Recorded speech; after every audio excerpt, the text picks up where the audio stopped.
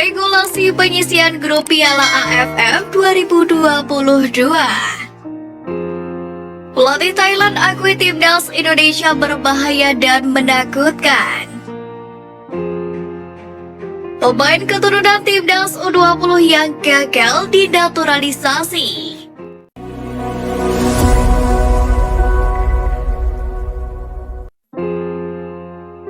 Regulasi penyisian grup Piala AFF 2022. Penyisian grup selalu menyisakan tersendiri di ajang Piala AFF. Pada Piala AFF U19 beberapa waktu lalu, timnas U19 Indonesia sempat menjadi korban regulasi akibat Thailand dan Vietnam U19 terlibat main mata untuk membuat pasukan Sintayong lolos dari fase grup.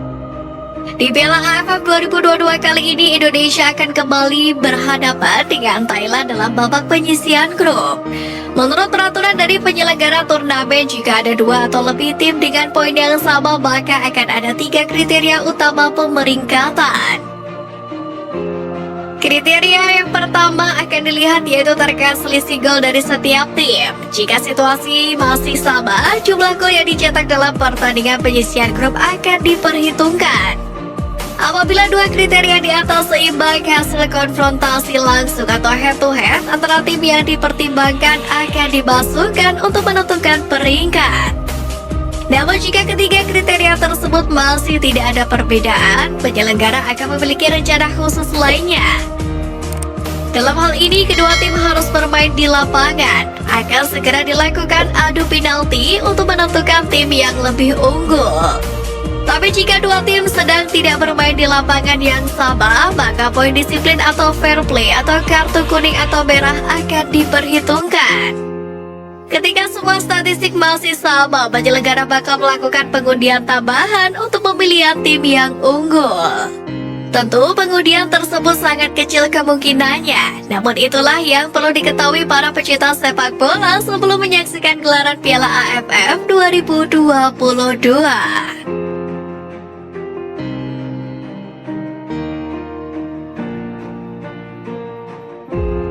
Pelatih Thailand akui timnas Indonesia berbahaya dan menakutkan.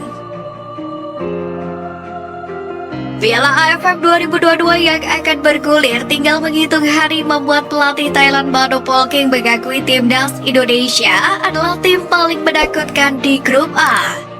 Sebagaimana diketahui, Thailand merupakan pesaing timnas Indonesia di grup A bersama dengan Filipina, Kamboja, dan Brunei Darussalam. Thailand akan menghadapi laga perdana melawan Brunei Darussalam di Kuala Lumpur pada 20 Desember 2022.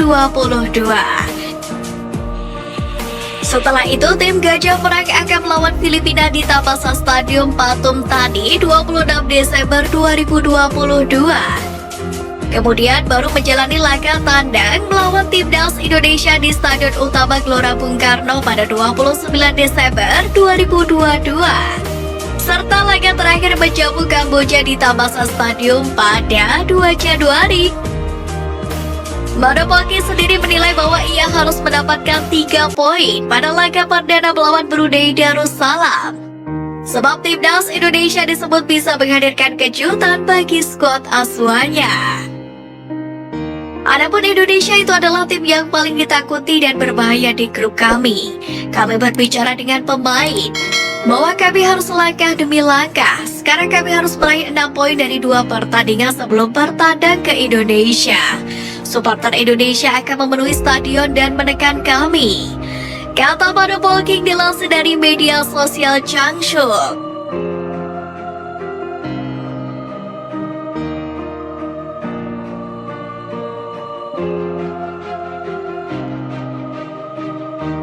Pemain keturunan timnas U20 yang gagal dinaturalisasi. Yang pertama, Jim Krok. Jim Krok merupakan pemain keturunan Indonesia angkatan pertama yang berlatih bersama timnas Indonesia U20 sebelum Piala AFF U19 2022. Pemain yang berposisi sebagai striker itu tak mampu memuaskan Sintayong selama masa pelatihan timnas Indonesia U20. Yang kedua, Kai Boham. Sama dengan Jim Crow, Kai Boham juga sempat berlatih bersama dengan Timnas Indonesia U20 sebelum Piala AFF U19 2022 di pertengahan tahun ini. Pemain yang berposisi sebagai bek tengah ini juga dianggap kurang mumpuni oleh Sintayong sehingga Justin Hubner lah yang terpilih. Yang ketiga, Max Christopher.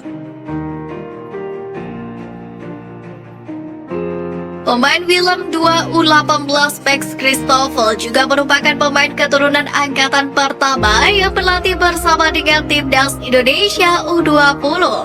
Bersama Jim Crow dan Kai Boham, Max Christopher gagal mencuri perhatian Sintayong dan dianggap kemampuannya sebagai bek kiri tak lebih baik dari pemain lokal. Yang keempat, Zico Sore.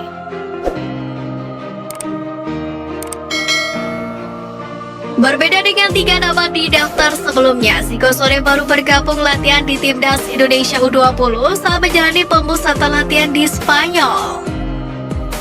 Namun, Sintayong mengambil keputusan cepat untuk tak menaturalisasinya dan memilih Rafael Struijk yang datang bersamaan dengan pemain PEC Zwolle tersebut.